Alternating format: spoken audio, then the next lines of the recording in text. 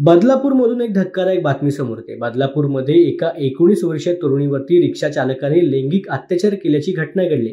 धक्कादायक बाब म्हणजे पीडितेच्या मैत्रिणींनी आधी तिला मद्य पाजले आणि तिची शुद्ध हरपल्यानंतर मैत्रिणीच्या रिक्षाचालक मित्रांनी पीडितीवरती अत्याचार केला।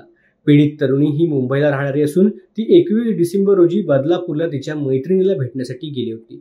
त्यावेळेला बदलापूरच्या मैत्रिणीने दत्ता जाधव ह्या तिच्या रिक्षाचालक मित्रालाही सोबत बोलावून घेतलं आणि या तिघांनी मद्यपान केलं। मद्यपान केल्यानंतर पीडित तरुणी शुद्धीत नसल्याचा गैरफायदा घेत रिक्षाचालक दत्ता जाधव याने तिच्यावरती लैंगिक अत्याचार केले।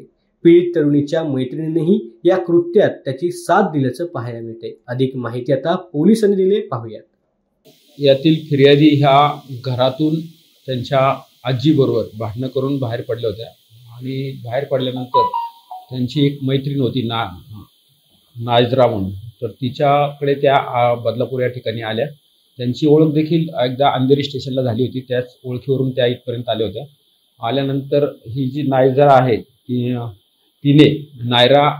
तिने तिचा एक मित्र होता, आरोपी, रेकॉर्डवरचा आरोपी येतो, तर ते दोघे तिला भेटले बदलापूरमध्ये आणि नंतर त्यांनी काय मद्यपान केलं थोडं आणि त्या मद्यपानाच्या ह्याच्यामध्ये तिच्या त्या नायराच्या मदतीने त्या आरोपीने तिच्यावरती अत्याचार केलेले आहेत बदलापूरमध्ये आणि तसा त्या पद्धतीचा गुन्हा दाखल झालेला आहे। आरोपीला अटक करण्यात आलेली आहे तात्काळ त्याच्यामध्ये आणि पुढील तपास करत आहोत।